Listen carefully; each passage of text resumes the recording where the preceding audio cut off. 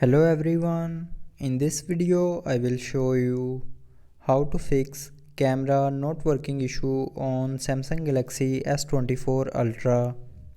So before starting the video, don't forget to subscribe the channel and also press the bell icon. So first of all, restart your mobile. So to restart, swipe down and click on this icon. Now here again click on restart and then restart your mobile, and after restarting your camera issue will be fixed. But if it doesn't fix your problem, then the second solution is open settings, scroll down and here click on apps. Now in apps, scroll down and click on camera.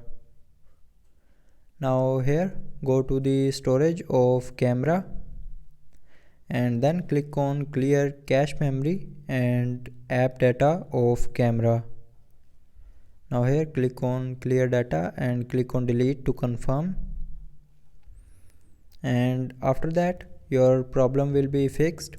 But if you are still facing the problem, then the last solution is open settings, scroll down and click on software update and then click on download and install to update your mobile software to latest version. And after updating your mobile software, your problem will be 100% fixed. So I hope you liked the video. Thanks for watching.